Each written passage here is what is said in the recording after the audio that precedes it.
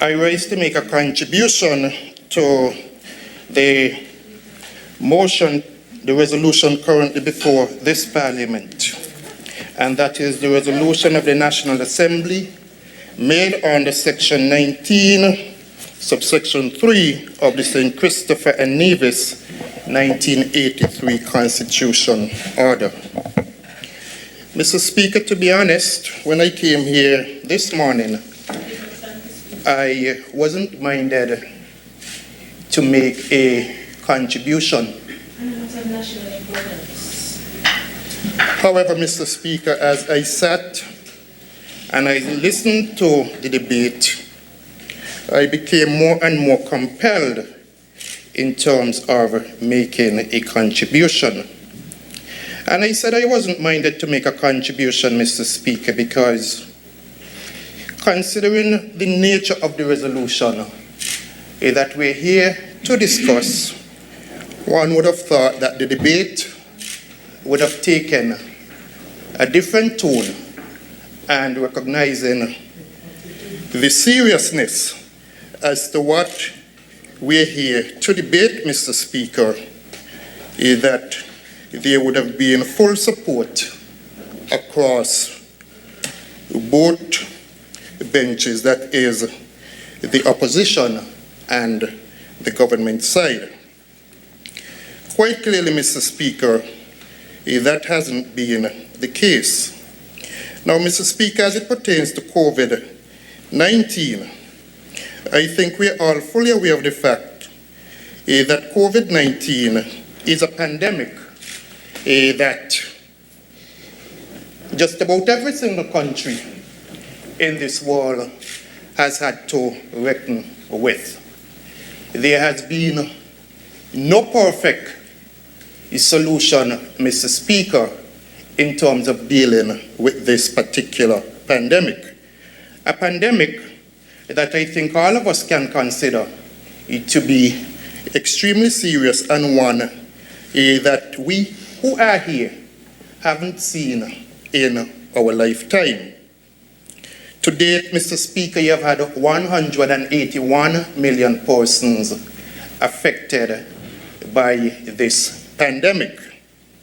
Throughout the world, you have had approximately 3,930,000 persons who have died as a result. Interestingly, there are some reports which indicate that those figures are actually underreported, and it can be perhaps twice as many. In doing further research in terms of the causes of death for the year 2020, I happened to discover, Mr. Speaker, that in terms of COVID-19 for 2020, it has been attributed to be the cause of death for ranked fourth in terms of cause of death worldwide for 2020. In the number one position, Mr. Speaker, you had heart disease, and that caused approximately 16% of the deaths for the year 2020. Stroke ranked second, 11%. Chronic obstructive pulmonary disease ranked number 3 at 6%, and at number 4 you have COVID-19, accounting for some 3.4 million deaths in the year 2020, and estimated deaths for 100,000, 45.1. If we are to zoom in, Mr. Speaker, to the OECS region, again, we recognize that within the OECS, COVID, according to the OECS Secretariat, has been responsible for 39,596 confirmed cases within the OECS region, and a total of 509 deaths. Guadeloupe, Mr. Speaker, has had Potsdam, 17,427 cases with 266 deaths. Martinique, 12,199 cases with 99 deaths. St. Kitts and Nevis, 429 cases, 3 deaths. St. Vincent and the Grenadines, 2,219 cases with 12 deaths. St. Lucia, 5,278 cases, 84 deaths. The BVI, 298 cases, 1 death. Dominica, 193 cases, 0 deaths. Antigua and Barbuda, 1,263 cases, 42 deaths. Grenada, 161 cases, 1 death. Anguilla, 109 cases, 0 deaths. And Montserrat, 20 cases, 1 death. That in itself, Mr. Speaker, paints a picture of COVID-19, not just throughout the world, but throughout the OECS sub-region and also here in the Federation of St. Kitts and Nevis. Mr. Speaker, COVID-19 here in St. Kitts and Nevis, for the most part, has been managed and guided by a COVID-19 task force put in place by the government. That task force has guided the government with almost 100% of the decisions taken. And at this point in time, I pause to commend the members of the task force for the excellent job that it has done thus far. And why do I say, Mr. Speaker, that the task force has done an excellent job? The task force has done an excellent job in my view, Mr. Speaker, because when we look at the management of COVID-19 here in the Federation of St. Kitts and Nevis, I don't think that anyone can dare say that when you look at the comparisons, when you look at what we have been able to achieve in the Federation of St. Kitts and Nevis, that that task force would not be given a very high grade.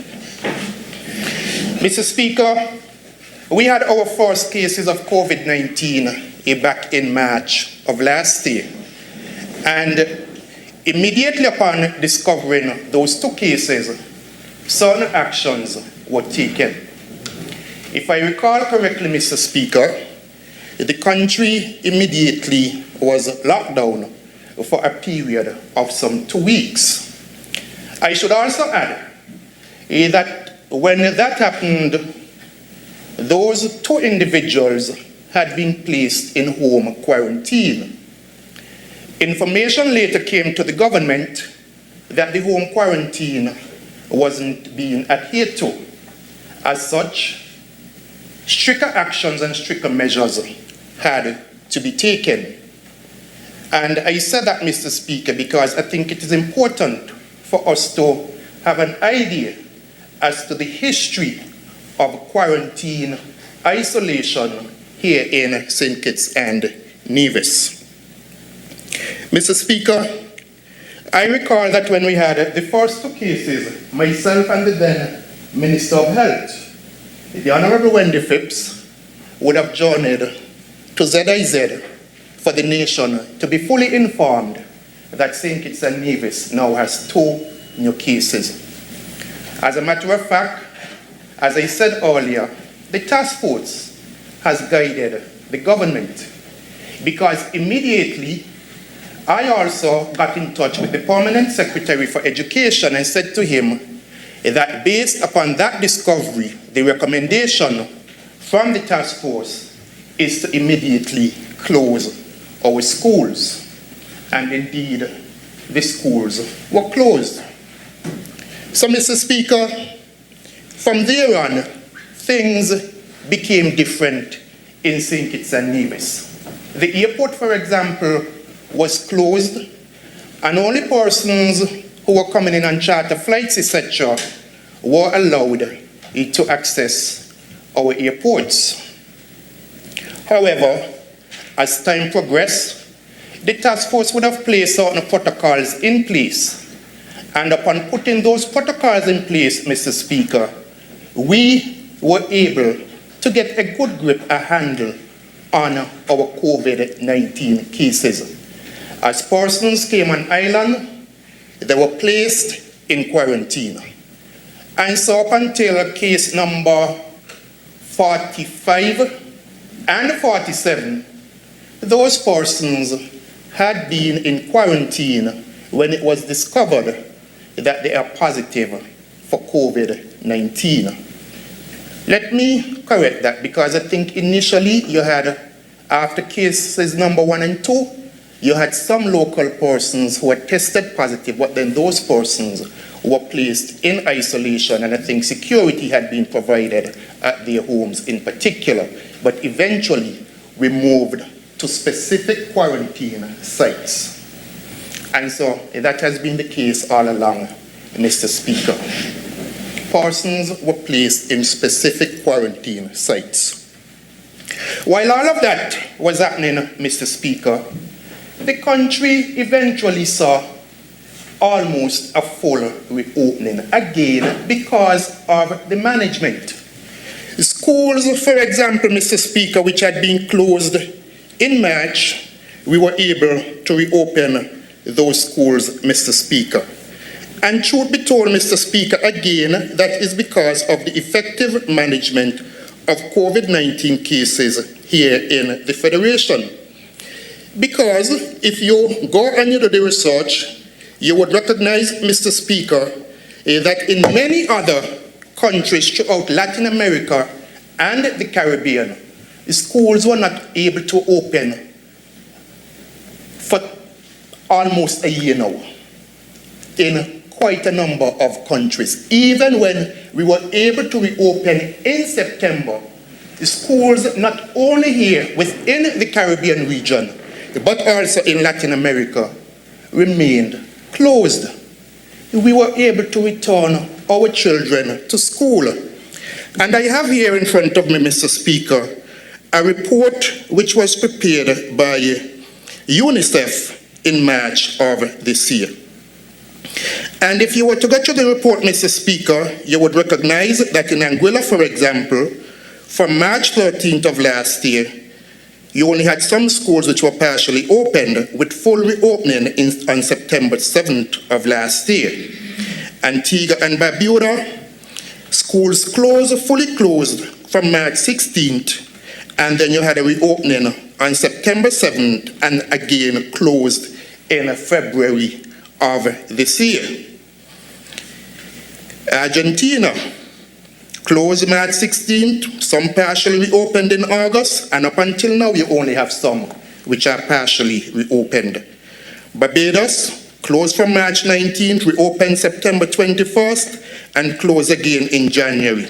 Bahamas, up until this report, the schools in Bahamas have remained closed. Belize, same situation as Bahamas, with scheduled reopening in August or September of this year. And if you go through the British Virgin Islands, remain closed up until January of this year. Costa Rica, still closed, well closed, and reopened in February of this year. Dominica, opened September 7th after being closed March 21st. Dominican Republic, all schools still remain closed. Guatemala, partial reopening in February of this year after being closed March 16th last year. Guyana, closed March 16th, partially reopened November 9th. Jamaica, Mr. Speaker, closed March 13th, partially reopened the 9th of November. Mexico, all schools are still closed. Panama, all schools still closed. Trinidad and Tobago, all schools are still closed. Turks and Caicos, all schools are still closed. And so when we hear about the importance of education, Mr. Speaker, it is because of the management that we have had here that we have been able to reopen schools, while quite a number of other countries within the region have not been able to do so. Mr. Speaker, I should remind not just this Honorable House, but persons listening, that we had a state of emergency at that point in time when schools reopened. We had a state of emergency. The state of emergency, Mr. Speaker, is basically in recognition that the Constitution speaks to having basic rights and liberties. And at the same time, you have a health pandemic. In an attempt to bring it under control for the benefit of all citizens, a state of emergency was put into effect back then and now is being put into effect again. When we started last year, churches are closed. I think the Honorable Member for number 1 preaches in a church, and he would know that in terms of religious services, those were curtailed. But eventually we were able to return to a state of normalcy whereby churches were completely reopened. Mr. Speaker, we have had events under the state of emergency. We had a virtual carnival last year. The very same entertainers, small business persons, to some extent, they were able to get some relief because events began happening again. However, you were curtailed to a number of persons, again putting protocols in place by the COVID-19 task force so that in the event of a spread, you're able to do the contact tracing, etc. Rather than having an event with thousands of persons, you have a large outbreak and it becomes difficult to do the necessary contact tracing. All those things were being effectively managed. A task force was put in place so that when events are held, the task force went out and ensured that the protocols are being adhered to. Mr. Speaker, we have seen in other countries, whereby due to COVID-19, countries with far more resources than this federation have had to make makeshift hospitals. We have heard of hospitals being built in gymnasiums, parking lots being converted into hospitals, Mr. Speaker. We have heard of convention centers being converted, stadiums being converted into makeshift hospitals because of COVID-19. If that says to me, Mr. Speaker, that no one has gotten it right, and no one will ever get it right because COVID-19 is an invisible disease. You do not know where it is. You do not know who has it, Mr. Speaker. That is the reality. And that is why certain protocols have been carved out to protect persons.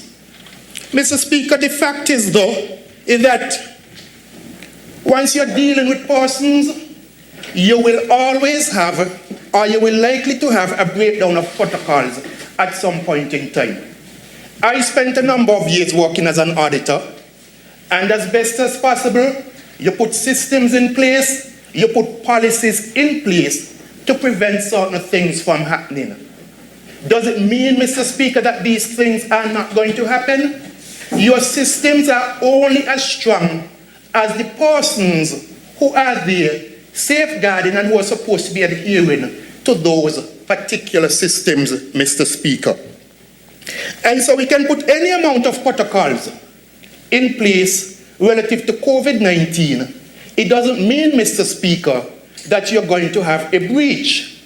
But it is when you have those breaches, you are able to take a second, a third, a fourth look at the systems and you make the necessary changes, which hopefully will prevent a recurrence of those particular breaches, Mr. Speaker.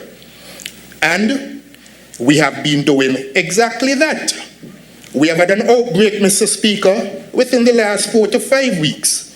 And we have heard much reference to cases number 46 and number 47. But people will make mistakes, Mr. Speaker. You have had persons, well, you must be guilty, they can't fit you. You have had persons, Mr. Speaker, who have worked in hospitals, who have worn the hazmat suits, and still picked up COVID-19.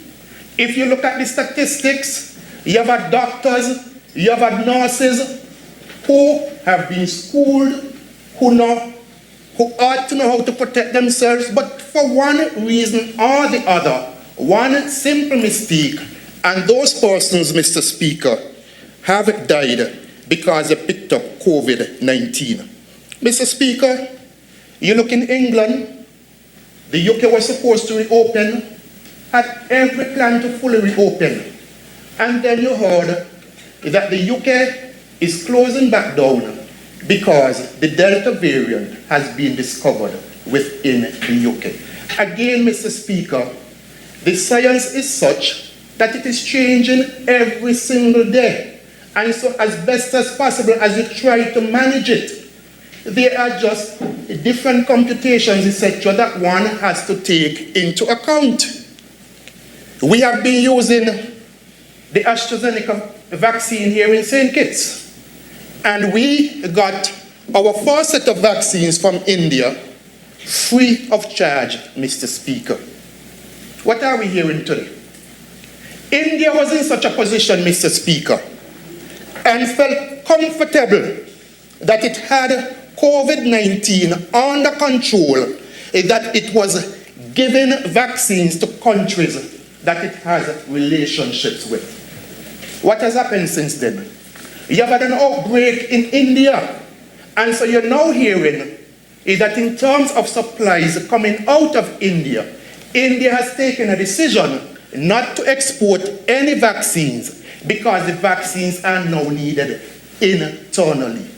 Again, with the best of intentions, India didn't expect to be at that particular place at this point in time. But it is the reality of what has happened in India, and as such, India has had to make changes, Mr. Speaker, to respond to the situation. That is what countries are doing, responding, trying to keep their citizens healthy. And it is for that very reason why we are here today, Mr. Speaker. Last 2 weeks, we tried something different. We had a partial opening of the country. We tried something different. Because we too will recognize that persons have to eat, businesses want to make money, we recognize the psychological effect, we recognize all of the different effects. And so it wasn't an easy decision, Mr. Speaker. Last week, Thursday, a meeting between the task force and members of government began, I think, just about shortly after 3 the afternoon, finished after 10 Thursday night, debating back and forth the measures that we need to put in place.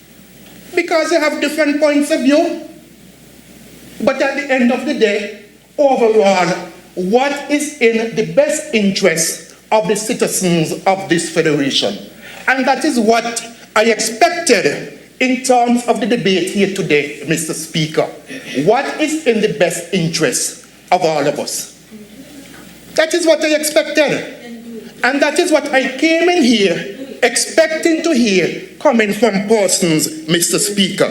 Sadly, Mr. Speaker, that has been lacking. And why do I say that has been lacking, Mr. Speaker? Because indeed, it has been lacking. Mr. Speaker, I listened to the member for St. Christopher 6. And the member for St. Christopher 6 said a number of different things, Mr. Speaker. And I want to refer to some of what the member for St. Christopher 6 in particular would have stated, Mr. Speaker. Mr. Speaker, as I listened to him, I wondered, what is the role of the opposition? What is the role of the opposition? Is it simply to oppose for the sake of opposing, Mr. Speaker? No, it's not. But that is the impression that I got here today. But is it all of the government? Mr. Speaker, Focus on the government and getting this work for the country. I have sat from 2004 right up until 2015, Mr. Speaker, as a member of the opposition. There are things that the government then did that I didn't necessarily agree with. But when it came to making my own contribution, whether at the constituency level or at the national level, recognizing that it is in the best interest of the development of the Federation, I would have made my contribution. And I can speak, Mr. Speaker, to different examples. We have had electoral reform and we were all told to come on board. I didn't agree with the approach that the government took. But at the end of the day, I encourage persons to register. I took persons to register because I also recognize then, Mr. Speaker, the importance of governance. I recognize the importance of it. And so I participated in the effort to get persons re-registered, even though I had fundamental differences with the legislation that was put in place back then, Mr. Speaker. Mr. Speaker, we have had hurricanes in this country. And the government would have asked persons to come on board to help with the cleanup effort. And so you come on board in your various constituency to assist the government in bringing back the country to a state of normalcy as soon as possible, because you recognize that at the end of the day, it is all of us who ultimately will be affected. So you want the country to return to that state of normalcy as soon as possible, and it becomes a national effort. We have national ceremonies. I attend the national ceremonies because I recognize the importance of giving due recognition to persons who are so deserving.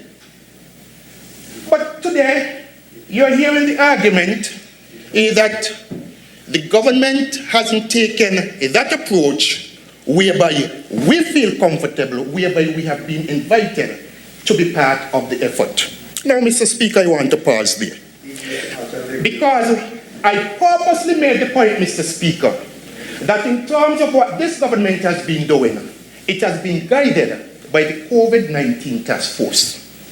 And so on Tuesday, March 30th, the COVID-19 task force held a meeting and invited representatives of all of the different political parties to get the political parties to come on board, in particular with the vaccination effort.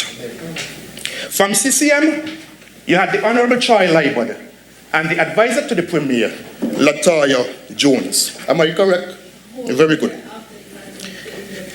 PLP, you had Warren Thompson, Alexis Nisbet, and Raul Mars. From the NRP, you had Dr. Janice Daniel Hodge and Dr. Patricia Bartlett.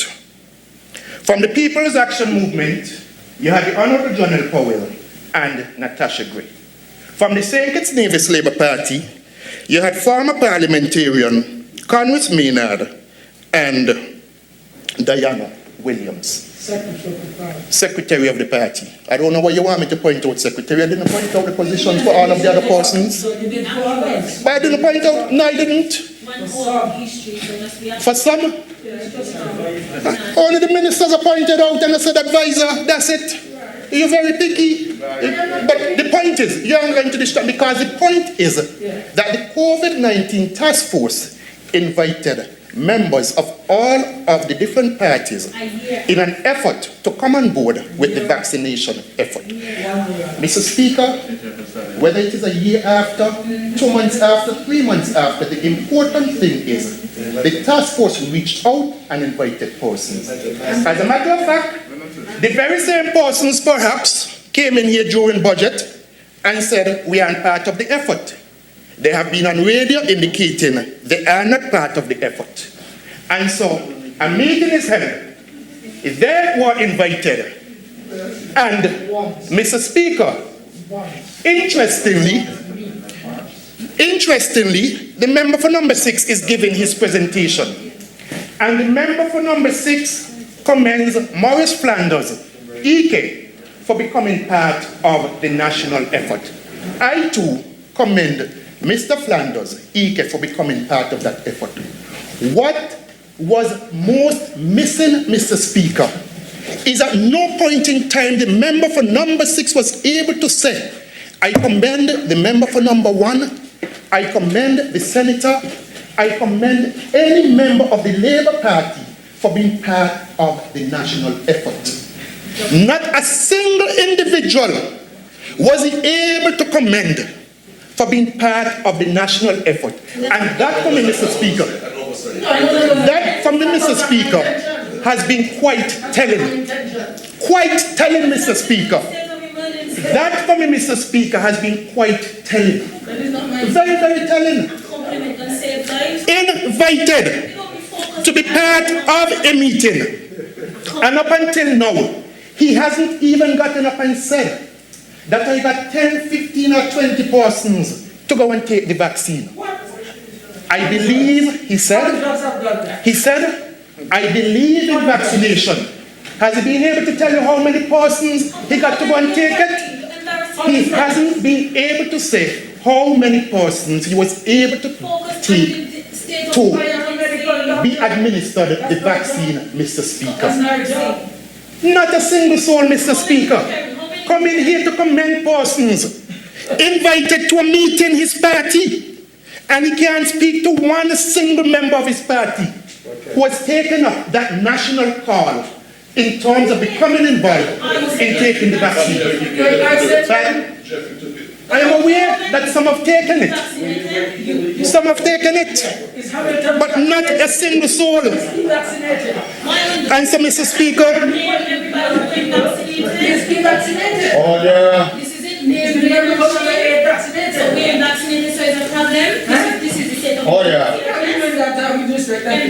You can get up on a point of order.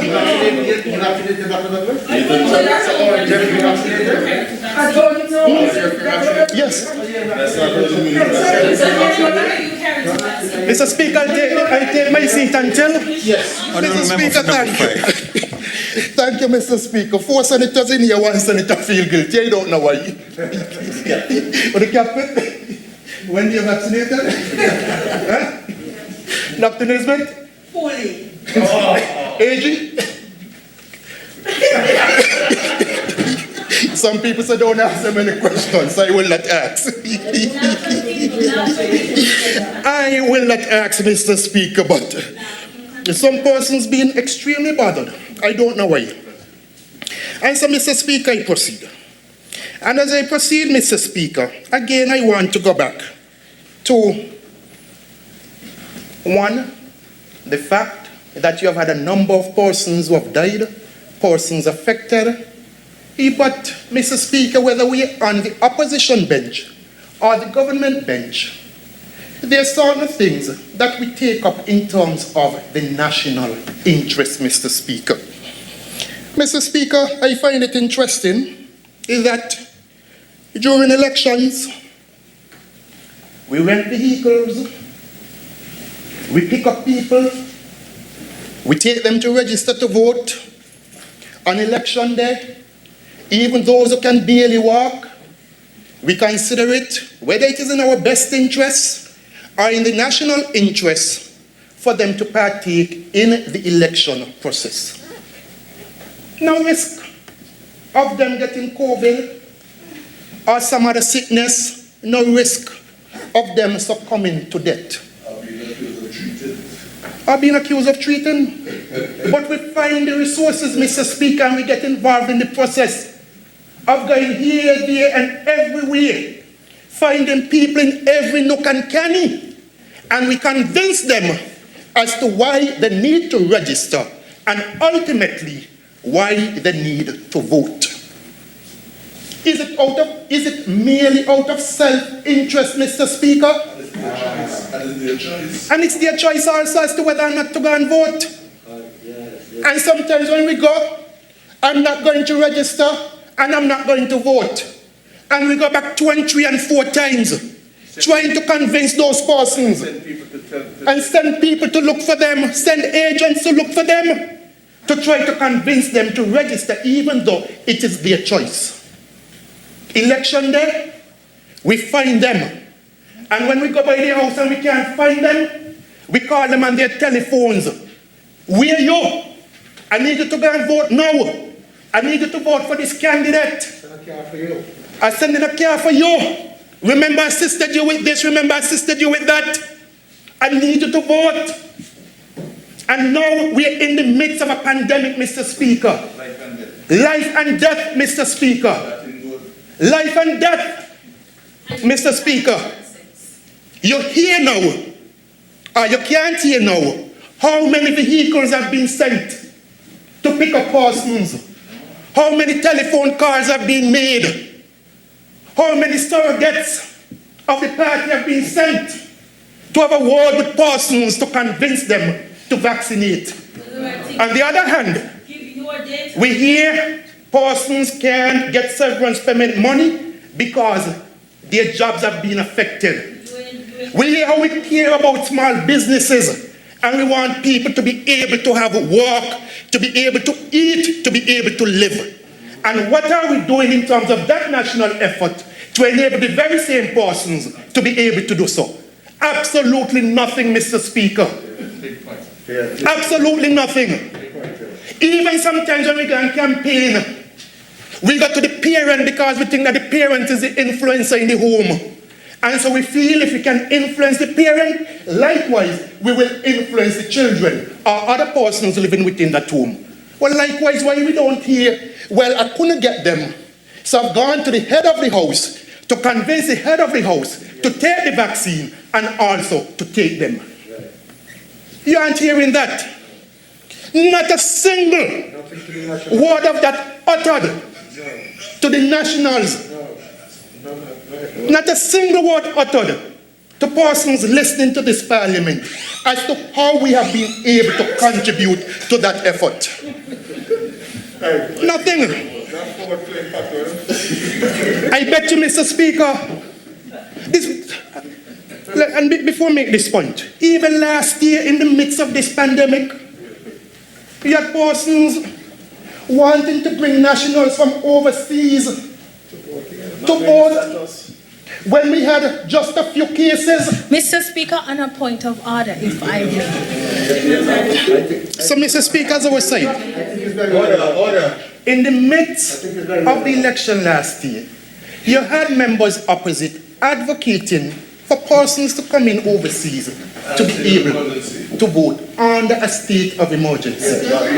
At that point, not knowing their status, Mr. Speaker, Mr. Speaker, at that point in time, some of the places where they would have been coming from would have been considered to be a hotbed for COVID-19. Mr. Speaker, as we began to think about it, we became acutely aware of the fact that when persons come in, you have to put them in quarantine. You have to put them in quarantine for 14 days. And the question immediately became, where are we going to put all these people? Where are we going to put all of these people? Because the fact is, we don't have the space for it. And that is currently being borne out, Mr. Speaker. And it is for the exact reason why at this point in time, you have persons isolating at home and persons quarantined at home. That is the point, Mr. Speaker. But some people, they want to tell you what your point is before you make your point.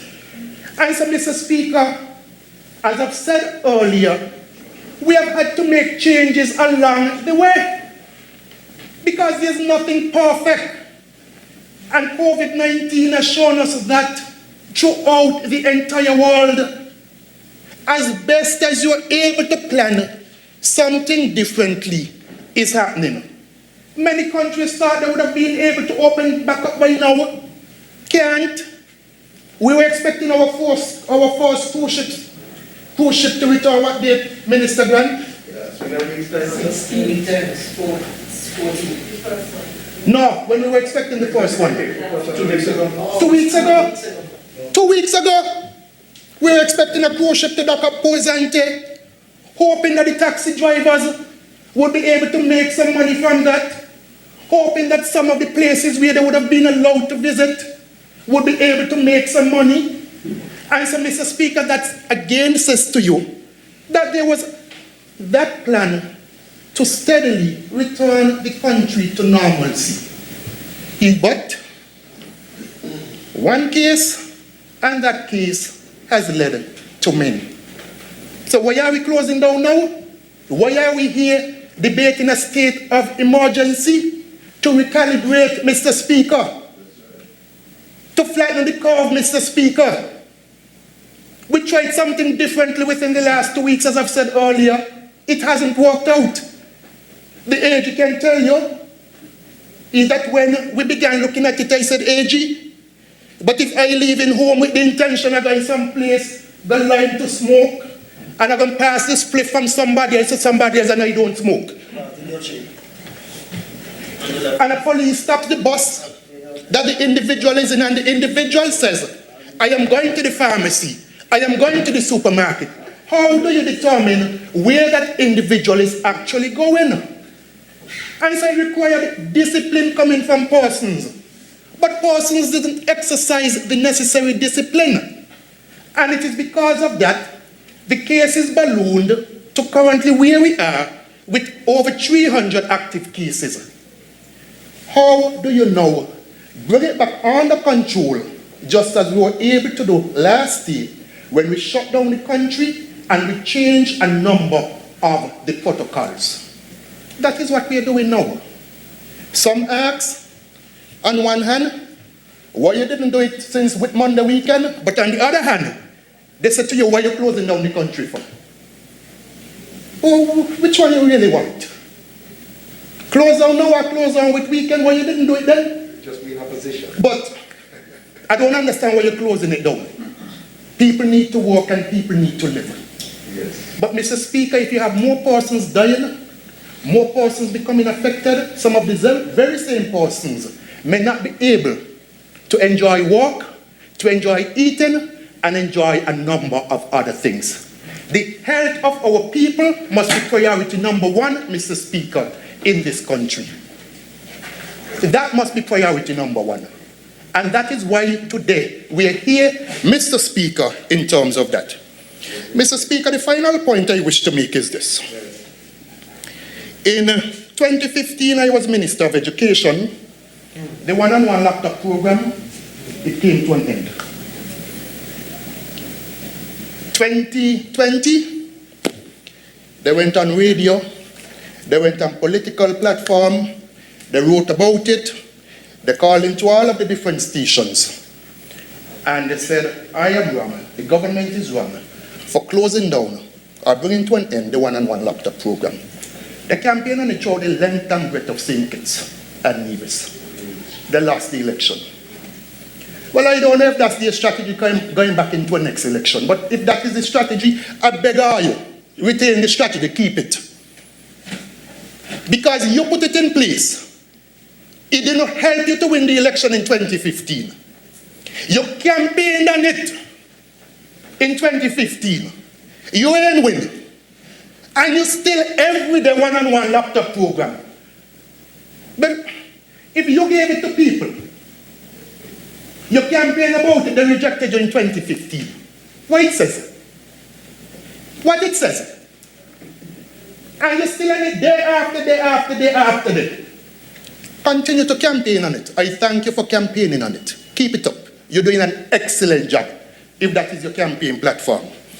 I've said in the past, Mr. Speaker, is that none other than UNESCO wrote a report relative to the one-on-one laptop program. I've also said, and I've not made much reference to it, that even before the program was implemented here in the Federation, Mr. Speaker, you had a report done by a committee within the Ministry of Education.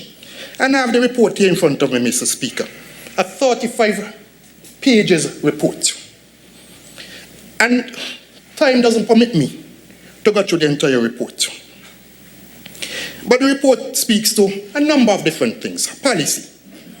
Acceptable use policy to address the following. Eligibility criteria. Definitions of appropriate and inappropriate use. Consequences of misuse. Rules and resources for copyright compliance. User liability expectations. Laptop safety issues. Report goes on, Mr. Speaker.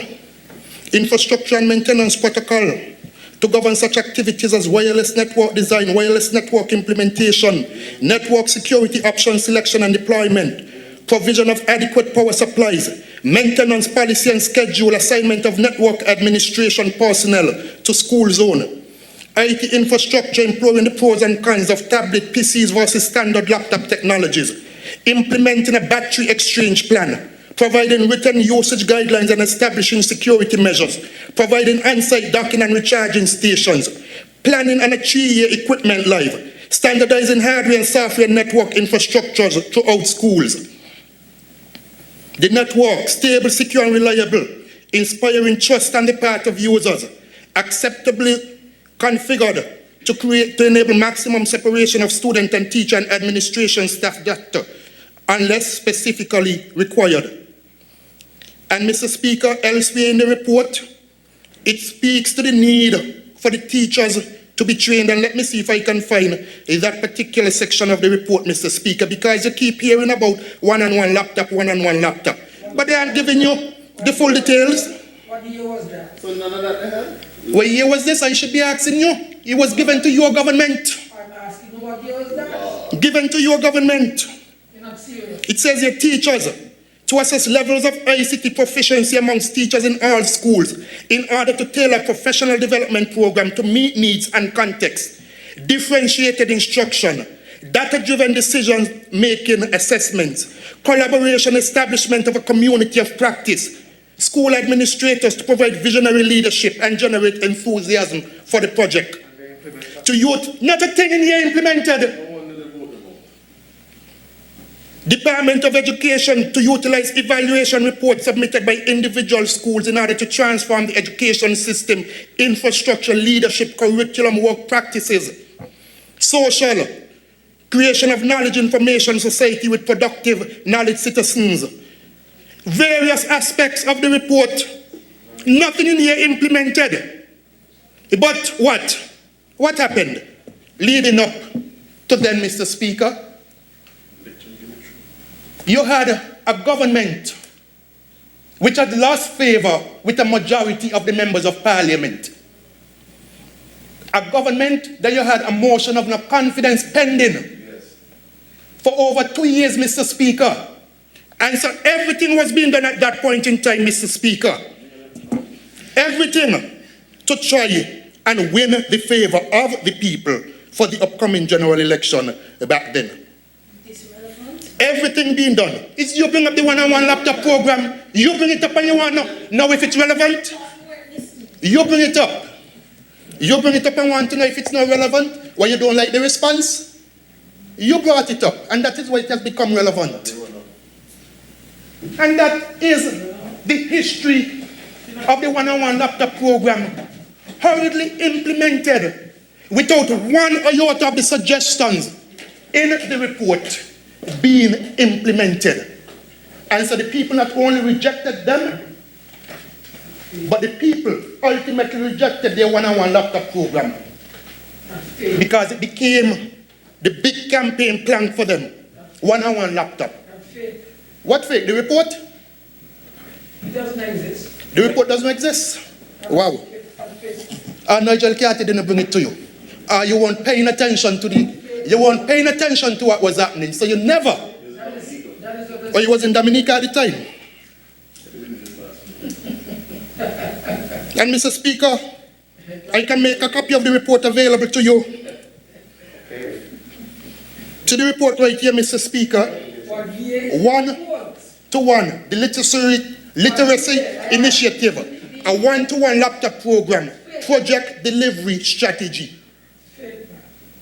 Boy, you should be ashamed to be saying to persons from within the Ministry of Education that this report is fake. What is the year? As a matter of fact, you know, Mr. Speaker, The report even has in a vision by His Excellency the Governor General Sir Cuthbert Sebastian that he made during the throne speech of March 10, 2010. What? Yes. What? But the report fake. I made it up. I sat down before I came here and I wrote 36 pages of a report which does not exist, Mr. Speaker.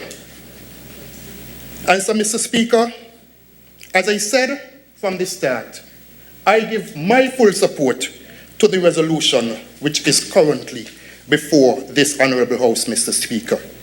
Mr. Speaker, I recognize that yes, a state of emergency is going to restrict certain basic rights and liberties.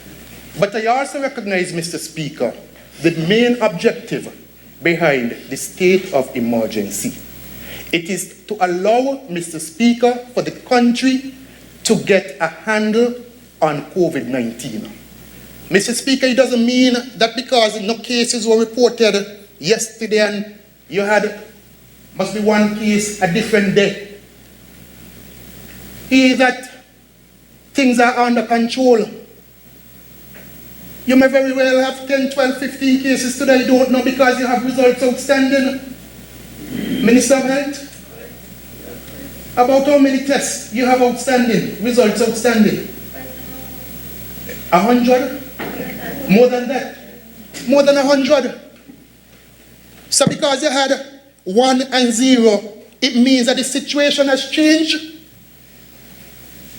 Last year, Mr. Speaker, is the same. We were having one case, sometimes for months. We didn't have a case. Then we had 46, 47, and after that, how many? So what should have been the reaction then when you had 46 and 47? Treat it as if, well, we will not have any more. That's how they intended to manage this country, Mr. Speaker. Is that how they intended to manage this country? By according such treatment, Mr. Speaker? Well, the good Lord knows why He allowed them to be over there, not only in 2015, but in 2020. To the member for number 1, you have recently arrived. But please, Lord, because those who came in before and followed the member for number 6, look around and tell me if you even see them in the gallery. May it so please you, Mr. Speaker.